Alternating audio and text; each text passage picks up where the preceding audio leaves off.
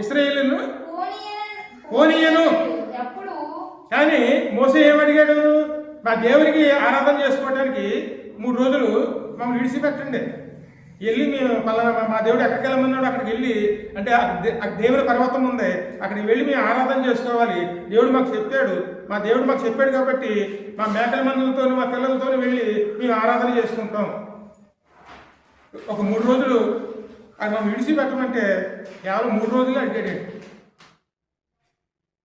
ఆయన అంటున్నాడు అన్నమాట, యెహోవా ఎవడు, నేను ఎందుకు విడిచిపెట్టాలి